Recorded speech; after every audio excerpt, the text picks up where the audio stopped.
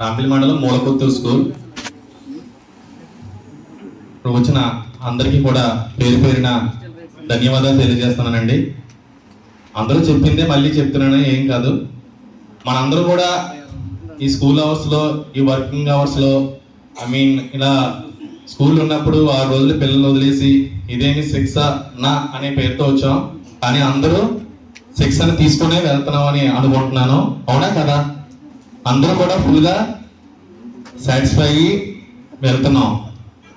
అలాగే ఈ 6 రోజుల శిక్షణలో చాలా చాలా మంచి విషయాలు అయితే నేను తెలుసుకున్నాను.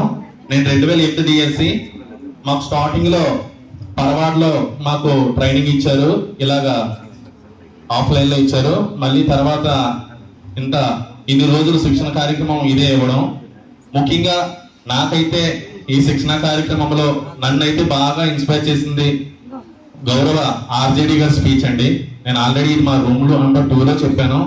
మళ్ళీ ఇక్కడ కూడా ఒక్కసారి ఆయన గురించి నేను ముందుగా ఆయన చెప్పిన దాంట్లో టీచర్గా ఎలా ఉండాలి, ఎలా ఉండకూడదు అనే విషయం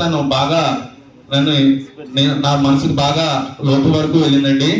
ఎందుకంటే ఆయన చెప్పినట్టు ఇప్పటి వరకు నేను స్కూల్లో చెప్పడం కాదు, కానీ నేనైతే కష్టపడే పని చేస్తాను.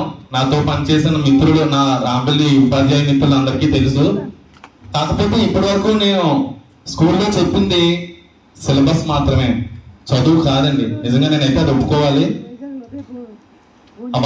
ఈసారి మాత్రం తప్పకుండా నేనైతే వాళ్ళ స్థాయికి దిగి వాళ్ళకి ఎట్టి పరిస్థితుల్లోనూ వెనకబడిన పిల్లల కోసం మెయిన్ గా కాన్సన్ట్రేషన్ చేసి వాళ్ళని మా స్కూల్, మా రాంపల్లి మండలంలోనే మంచి స్కూల్ గా నేను తీసుకురావడానికి ఖచ్చితంగా ప్రయత్నం చేస్తానని తెలియజేస్తున్నానండి. అందులో ఎందుకంటే ఎఫ్ఎల్ఎన్ ట్రైనింగ్ లో నేను చాలా విషయాలు నేర్చుకున్నానండి. అసలు నిజంగా ఇంత బాగా జరుగుతుందని నేను అసలు ఎక్స్పెక్ట్ చేయలేదు. చాలా మంచి విషయాలు చెప్పారు ఎఫ్ఎల్ఎన్ గురించి కానీ, తాళ్ళ గురించి కానీ. నిజంగా నాకైతే చాలా చాలా బాగా నచ్చింది. ఆయన చెప్పిన ప్రతి పాయింట్ కూడా నేను నోట్ చేసుకున్నాను. దయచేసి వీలైనంత త్వరగా మాకు మీరు చెప్పిన విషయాలను మెటీరియల్ రూపంలో మాకు అందజేసి మా అందరికీ కూడా మా స్కూల్ అభివృద్ధికి మీ అందరూ కూడా తోడ్పడాలని అధికారులను నేను కోరుకుంటున్నాను. ఇంకా ఈ వెన్యూ గురించి ఎంత చెప్పినా తక్కువే. మనం రెసిడెన్షియల్ మోడ్ లో చాలా అద్భుతమైన వెన్యూ మనకి ఇచ్చారు.